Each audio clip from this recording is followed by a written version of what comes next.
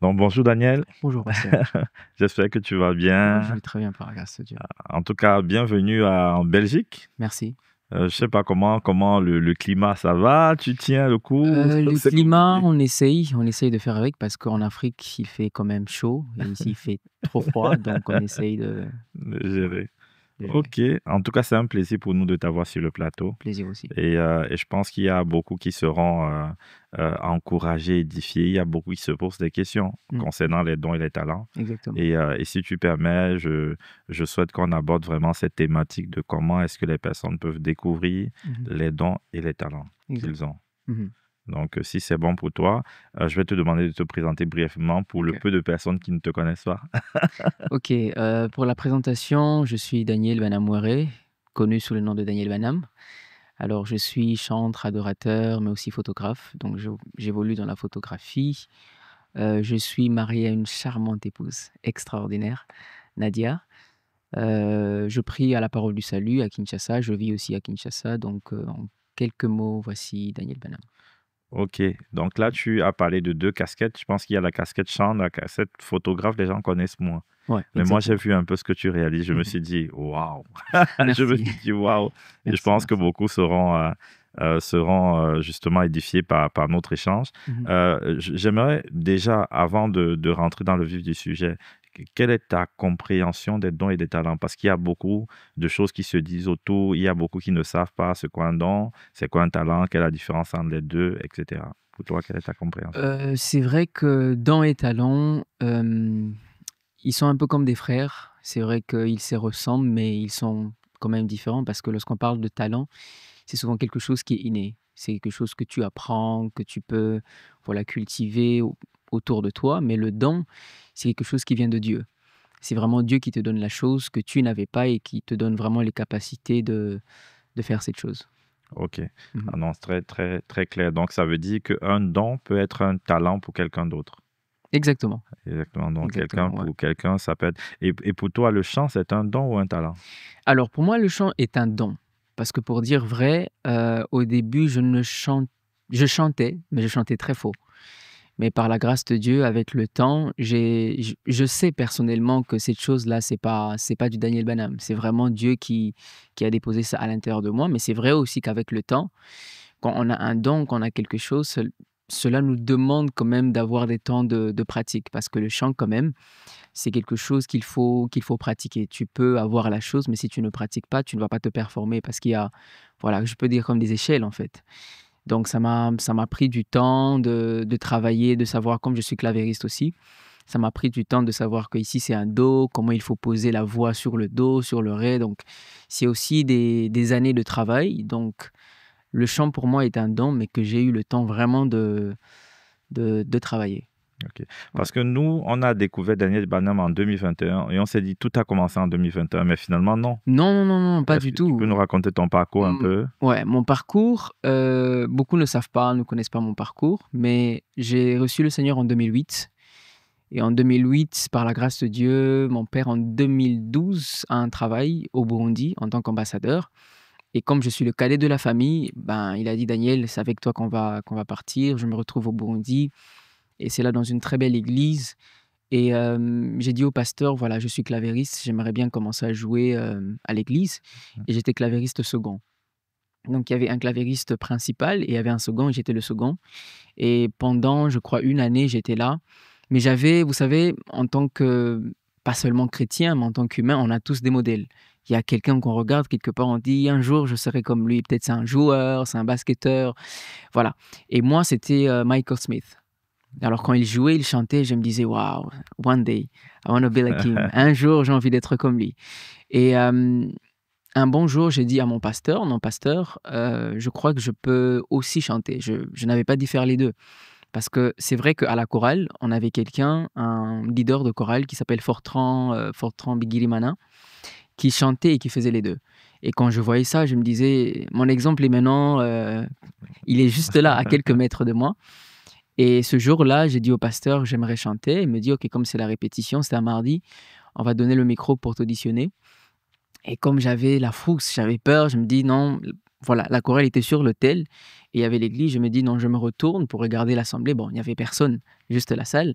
J'ai commencé à chanter, chanter. Quand je me retourne, ben, il y avait la chorale qui était en larmes. Et le pasteur me pose la question, Daniel, est-ce que tu comprends ce qui se passe? J'ai dit, je ne sais pas, parce que je ne comprenais pas en fait ce qui se passait. Elle me dit, à partir d'aujourd'hui, Daniel, tu n'es plus au clavier, tu chantes. Donc ce mercredi, tu es au programme, le vendredi, tu es au programme, et le dimanche, tu fais le chant spécial. C'était nouveau pour moi d'affronter aussi voilà, un bon nombre de personnes, mais c'est allé comme ça, et pendant 6 ans, c'est comme le pasteur a dit, beaucoup ne savent pas, mais pendant 6 ans, j'étais au chœur. Donc j'étais pendant 6 ans là, à l'arrière, à apprendre. Ça m'a beaucoup aidé. Ça m'a beaucoup aidé d'être sous une autorité qui va te dire, Daniel, non, ne fais pas ceci, on ne chante pas comme ça, on chante comme ça. Et pendant les 6 ans, j'ai été là.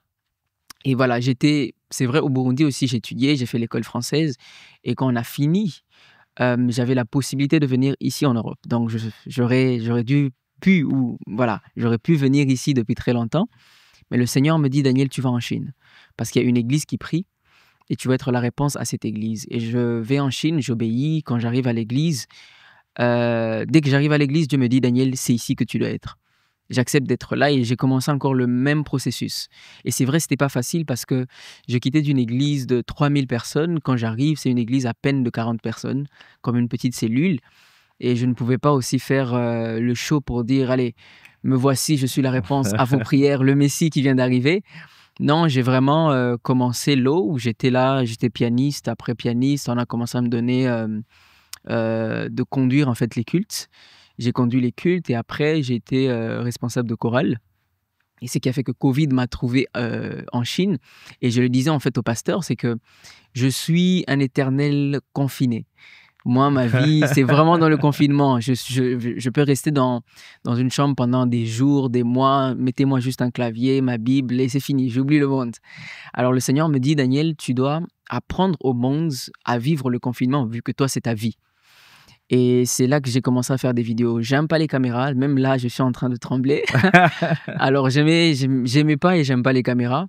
Mais il m'a dit, Daniel, commence avec ton téléphone. Et j'ai pris le téléphone, je faisais un concept, je crois, de 30 minutes ou 1 minute sur Facebook d'adoration. Et plus on évoluait, plus les gens désiraient plus. Et ce qui a fait, comme vous avez dit, en 2021, qu'on puisse connaître le Daniel Banham.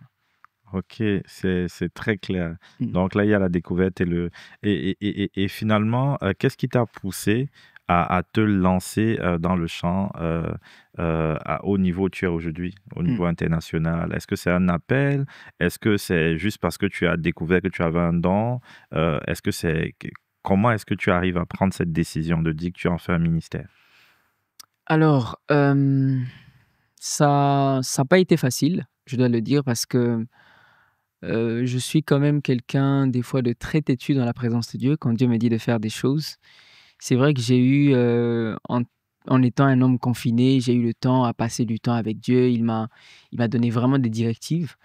Et c'est après ça, j'ai eu à faire, c'est vrai, des songes, à avoir des visions, et je voyais des choses. Et même ce qui se passe aujourd'hui, Dieu m'a montré cela il y a plusieurs années. Amen. Et même pour moi étant ici en Europe, je l'ai vu depuis la Chine.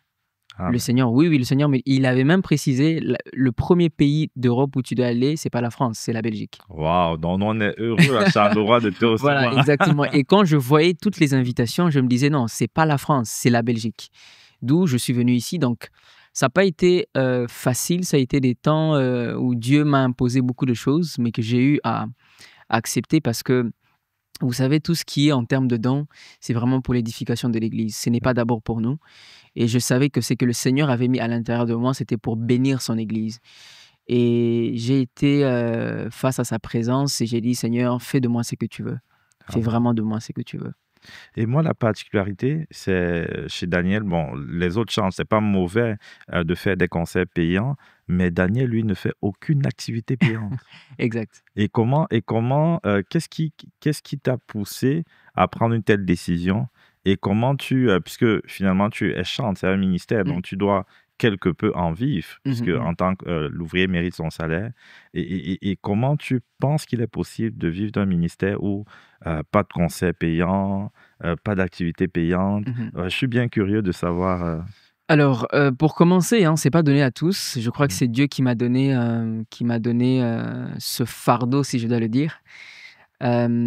Et au tout début, quand j'ai commencé, je suis tombé dans le piège de... Vous savez, quand vous faites des trucs gratuitement, vous vous retrouvez à dépenser pratiquement tout. La majorité ou 80% de tout ce qui sort, matériel, lumière, live et tout, ça sort de vos poches. Mais après, vous voyez, même après les programmes, j'étais là, je disais, mais Seigneur, est-ce que tu m'as appelé à être pauvre? Parce que c'est pas possible qu'à chaque fois, oui, quand on finissait, en fait, c'était du genre, plus jamais, c'est fini, je fais plus de programmes, c'est mort.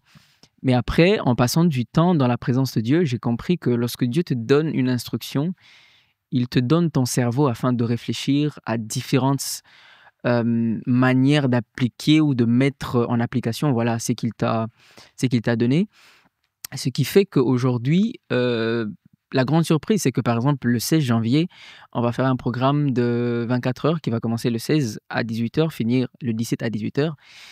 Mais c'est intense en termes de budget. Alors, on a créé un système dans la structure Doxa qui fait en sorte qu'il y ait des entrées même lorsqu'on n'a pas d'activité. Par exemple, il peut y avoir des ventes des t-shirts, il peut y avoir des ventes de drapelets, par exemple, mais il y a aussi des personnes qui donnent. On a des partenaires. Ça a même été quelque chose qui m'a... j'ai eu du temps à développer ça, c'est avoir des partenaires autour de Doxa. Et quand on parle de partenaires, c'est un travail parce que ce sont des personnes qui ont compris la vision et qui viennent donner à la structure, mais tu as aussi des comptes à rendre. Il faut avoir vraiment un niveau de transparence parce que moi, je vous assure, même quand il y a 50 francs congolais, je donne aux partenaires en fait tous les détails. Que ici, il y a 50 francs, il y a 100 francs, il y a 1 centime. Donc, je détaille tout. Ils ont tout blanc sur noir en fait parce qu'ils se disent, j'ai pas envie qu'ils puissent se dire que non, voilà, cet adorateur s'est acheté une Jeep, je sais pas moi, une maison avec notre argent.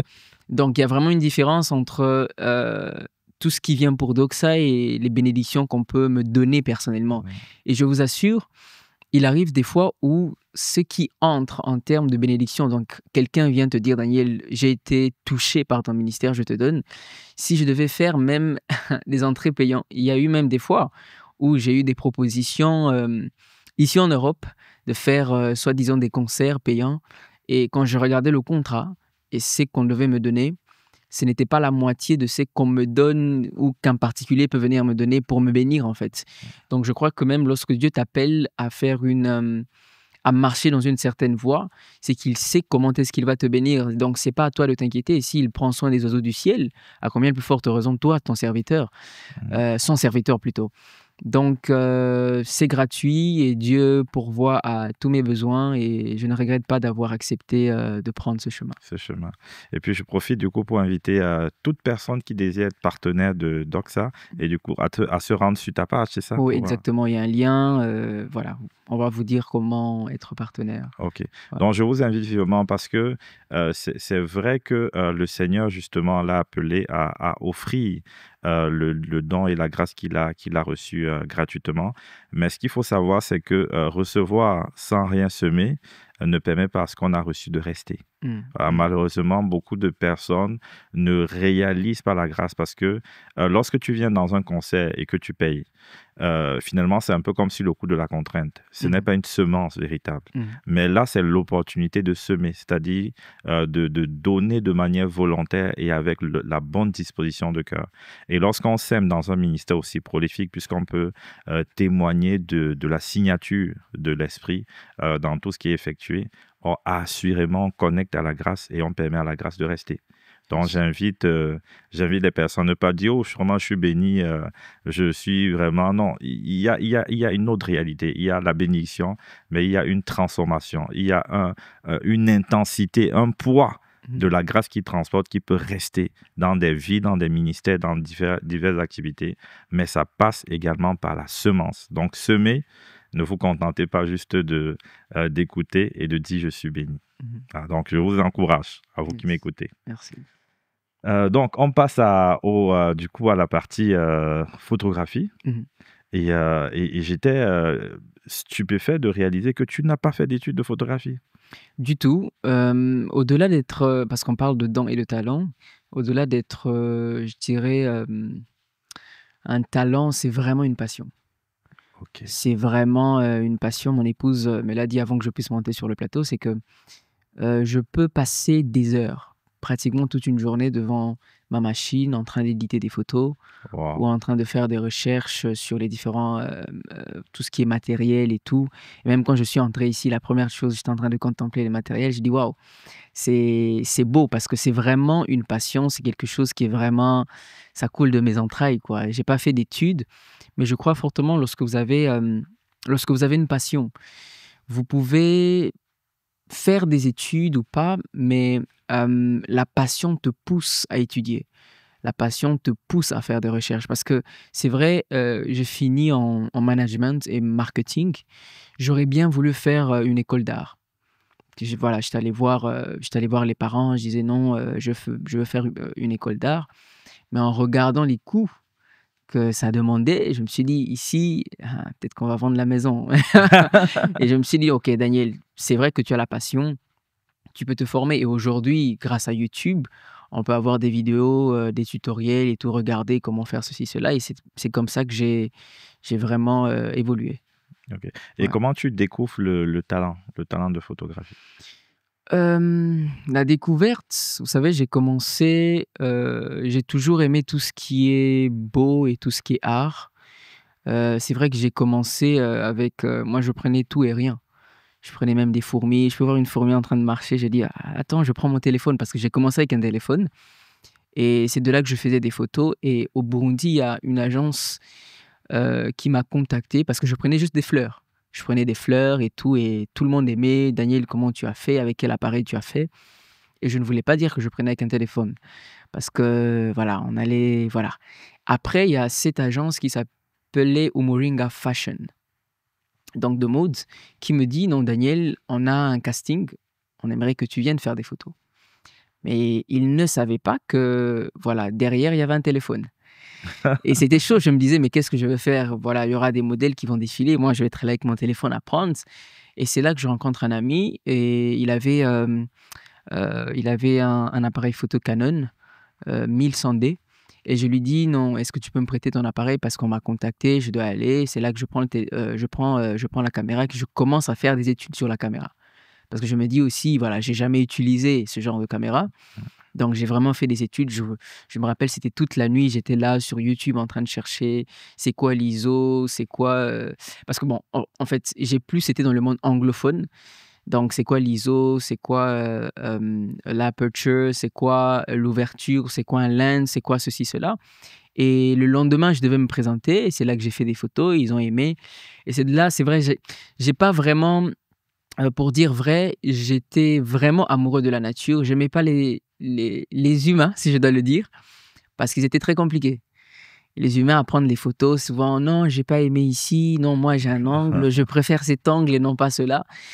Et c'est vrai que j'ai commencé par la nature, mais après j'ai commencé à incorporer les humains dans la nature et j'ai commencé à faire, de l'image pour tout ce qui est fashion. Mais après, ça m'a pas trop intéressé, donc j'ai vraiment découvert différents secteurs. J'ai même fait de la photographie de rue que j'ai beaucoup, beaucoup, beaucoup aimé. En Chine, je pouvais sortir un soir, je me dis: «OK Daniel, aujourd'hui, c'est l'hiver, mais sors parce que les photographes ne sortent pas en hiver». Donc pour créer quelque chose de différent, il fallait faire ce que les autres ne font pas. Donc quand c'était moins parce qu'en Chine, ça pouvait arriver moins 20 degrés, moins 25, Wow. je prenais quand même, tout ce qu'il fallait. Je prends ma caméra, je sors pour faire des images et pour garder vraiment le moment. Donc c'est parti de là et ça continue à évoluer, quoi. Ok. Et il y a tu m'as raconté avoir fait une photo qui a été Mmh. diffusée à l'église et les Ah ouais, personnes étaient profondément touchées. ah Est-ce ouais, que tu peux revenir un peu sur cette oui, histoire? oui, on a eu une campagne, d'évangélisation et vous savez, moi, je crois qu'il y a de la spiritualité dans tout ce qu'on fait. Et ce jour-là, où je peux même vous dire le processus que j'avais, c'est qu'avant de faire des photos, je priais. Après avoir fait des photos, je priais. Avant d'éditer les photos, je priais. Et avant de rendre les photos, je priais. Donc partout, il y avait la prière. Et ce jour-là, on va dans une école avec le pasteur. Et il y avait une forte présence de Dieu. J'ai fait des photos. Je rentre dans mon appartement. Je mets la carte mémoire dans l'ordinateur. Pasteur, j'ai commencé à éditer des photos. J'étais en larmes. J'étais en larmes, pourquoi? Parce que on sentait la présence de Dieu dans les images. Et le dimanche, quand on devait projeter les images, les gens étaient en train de regarder. Ils avaient la même sensation et l'église a commencé à pleurer en regardant les photos. Donc, Waouh. je crois fortement que c'est possible de dégager une touche du ciel, même dans les images. Que lorsque quelqu'un regarde, se dise, mais il y a photo et photo ici, il y a quelque chose de différent. Donc, c'était waouh. C'était vraiment, vraiment waouh. Wow, super. Et comment est-ce que quelqu'un, que ce soit la photographie ou autre chose, comment quelqu'un peut parvenir à découvrir son talent ou un don que Dieu lui a donné? Alors, en termes de découverte, je peux parler de différentes étapes parce que la première étape, je pense, c'est passer du temps à discerner ou à chercher, si je peux le dire. Parce que vous savez, des fois, en termes de talent et de don, ça se cache dans ce qu'on aime. C'est qu'on aime ou qu'on voit que l'on fait très facilement. Et moi, je me suis retrouvé, par exemple, en termes de photographie, c'était un amour fou. J'ai compris que là, c'était quelque chose dans lequel je devais me focaliser, Mm. voilà, puiser là-dedans. Et deuxièmement, ou même, on peut même rester sur la première chose, c'est que notre entourage. Notre entourage peut aussi nous aider. On dire, et je sens que tu es bon lorsque tu chantes, parce qu'il y a des personnes, il y a une personne qui regarde la vidéo, par exemple, je sais que tu chantes dans la douche, mais on te dit souvent, quand tes frères passent, tu chantes bien. Donc, tu dois prendre la chose, développer la chose et mettre au service de l'Église, par exemple. Donc, la deuxième chose, c'est au-delà de découvrir, de discerner la chose, c'est de passer du temps à faire des études là-dessus. Par exemple, pour la photographie, comme j'ai dit, j'ai pris du temps à me cultiver, à Mm. prendre du temps à faire des recherches, même au niveau du chant, en fait. Il y a ces chants que lorsque j'écoute, ça me challenge. Je me dis, il faut que je puisse travailler ma voix. Et la troisième étape, c'est l'exposition. Vraiment ne pas avoir peur de se dire, voilà, comme moi, je m'étais dit, c'est vrai que je chantais dans ma chambre avec mon clavier, mais il y a un moment où tu dois te dire, écoutez, c'est le moment où je dois demander s'il y a possibilité qu'il y ait des personnes qui vont même m'évaluer sur ce que je fais, parce Mm. que c'est important d'avoir des personnes qui peuvent nous critiquer positivement afin que nous puissions aller d'une dimension à l'autre. Donc, je pense que ce sont ces différentes étapes que vous pouvez appliquer et ça vous aidera vraiment. Mais ne pas oublier la dimension de l'amour. Il faut aimer la chose. Ouais. L'amour va vous pousser à être un éternel étudiant dans ce que vous faites, ce que vous avez. Ok, très très bien, c'est très clair. Et une fois qu'on a découvert, qu'on a développé, est-ce qu'on peut en vivre? Et si oui, quel conseil est-ce que tu peux donner à quelqu'un qui a découvert un talent et qui se dit comment je commence en fait pour je veux vivre de mon talent, je suis fatigué de juste travailler pour un boulot que je n'aime pas et je veux arriver à vivre de ce que j'aime et de ma passion. Pour arriver à vivre de cela, euh, très bonne question. Je pense qu'il faudrait passer du temps à regarder ceux qui déjà vivent de cela, voir qu'est-ce qu'ils ont fait, ceux qui n'ont pas fait, ce qu'il faut éviter. Moi, je vais donner un exemple simple. J'ai compris qu'il y avait une chose qui était très importante en termes de photographie, c'était les réseaux sociaux. Alors, il fallait déjà que je puisse apprendre comment utiliser les réseaux sociaux et comment exposer tout ce que je fais. Parce que vous savez, la première des choses lorsqu'on arrive, merci Saint-Esprit de souffler ça, la première des choses lorsqu'on arrive, c'est qu'on se dit on va commencer par des millions. Non, je vais commencer à faire des photos et je sais par exemple que sur le marché, une séance photo mariage, ça coûte, disons, 1 200 $ et je veux chercher à faire cela. Non, c'est par exemple, tu peux commencer à te dire, OK, je suis photographe, tu postes tes photos, mais tu peux commencer avec des différents tarifs. Tu dis par exemple, OK, c'est Noël, comme c'est Noël par exemple, si vous faites un shoot, disons, à un tel forfait ou à un tel montant, je vous donne gratuitement le deuxième shoot. Ou par exemple, je commence gratuitement. Parce qu'il y a des personnes, on ne te connaît pas d'abord, il faut te faire découvrir. Donc, tu peux commencer gratuitement. Mais après, plus tu es en train voilà, d'avancer, tu avances, tu vas commencer à mettre des tarifs sur ce que tu fais. Mais aussi, il faut que ça soit des tarifs raisonnables. Il faut que la qualité de ton travail puisse être égale à ce que tu proposes en termes Donc, que la qualité puisse être égale au prix que tu donnes. Il ne faut pas que tu donnes une qualité very low, mais après, ton prix est vraiment exorbitant. Donc, c'est tout ça qu'il faut mettre en place. Mais vraiment, le début ne va jamais être facile. Ça va jamais être facile. Accepter, comme j'ai dit, par exemple, de commencer gratuitement, mais après te faire découvrir. Et quand tu es connu, voilà, c'est là que tu vas commencer vraiment à vivre de ce talent que tu as. Ah, pour moi, c'est OK, très, très, très, très vrai, c'est très clair pour moi. Et du coup, on revient à peut-être aujourd'hui, où est-ce que tu en es? Ben, non, avant de parler de où est-ce que tu en es Mhm. concernant la photographie, c'est déjà de parler un peu de ce que tu as déjà eu à réaliser. Mm. Tu as touché quelques mots, mais je sais par exemple que tu as fait du shooting pour des concessionnaires Ouais, et même aussi des marques de voitures. ouais. Donc, est-ce que tu peux nous en dire plus sur tout ce que tu as déjà eu à réaliser Ouh. en termes de Alors, en photographie? termes de réalisation, j'ai quand même beaucoup fait. Oh, là, je me rappelle même, il y a eu une fois où on était au Burundi et il y avait l'ancien secrétaire de l'ONU, je crois, Ban Ki-moon, Ok, qui devait arriver. Et c'est hôtel du fleuve Tanganyika qui m'appelle, qui me dit, je t'ai posé à la maison, il me dit, non, Daniel, où est-ce que tu es? J'ai dit, je suis à la maison, est-ce que tu as ton matériel? J'ai dit, oui, on a besoin de toi. On ne m'a rien dit sur ce qui devait se passer. Alors, ils m'ont juste dit, porte ta veste, sois prêt. J'ai dit, mais qu'est-ce qui se passe? Je me suis habillé, je suis allé. Et quand j'arrive à l'hôtel, on me dit, non, il y a le secrétaire de la MONUSCO qui arrive et tu es chargé de prendre des photos au nom de l'hôtel. Et voilà, c'est déjà une réalisation. Mais aussi, en étant en Chine, j'ai eu à travailler, hier j'ai dit Hyundai, mais c'était Nissan. ok, Donc j'ai eu à travailler pour la compagnie Nissan. On devait faire des photos, que ce soit des véhicules, mais aussi en termes de véhicules, il y avait une petite qu'on devait prendre à l'école. Et on devait en fait l'accompagner de l'école à la maison. Donc on devait raconter une histoire, et cette histoire devait être racontée par des images, juste des photos. Donc j'ai eu à faire ce processus, mais après, ils ont aimé ce que j'avais produit comme travail. Alors le directeur de Nissan dans ma ville, sa femme travaillait, je ne sais pas si elle travaille toujours, dans le gouvernement. Alors elle a aimé le travail que j'ai fait, on m'a contacté par le gouvernement de la ville pour faire des photos. Et je vous assure que ce jour, par exemple, je me suis retrouvé dans une salle de prise de décision où j'étais le seul noir, le seul jeune, et vous sentez que même les regards, c'était genre, qu'est-ce que ce jeune fait ici? Et j'ai eu à faire des photos. C'est vrai que c'était hyper stressant, mais je ne savais pas que le Seigneur était en train vraiment de m'introniser dans du photojournalisme. Et à part ça, j'ai eu à faire des photos drone, j'ai eu à accompagner des personnes politiques au Congo, même en termes de photographie de nature. Je crois que dans l'avenir, parce que j'ai vraiment tout un stock d'images, je crois qu'il est temps de les mettre en vente. Parce qu'il y a des personnes, des fois, lorsqu'elles regardent, elles disent, mais pourquoi tu ne fais pas d'exposition et puis que tu vends en fait tes œuvres? Donc il y a eu tout ça que j'ai déjà eu à faire jusqu'à présent. ok.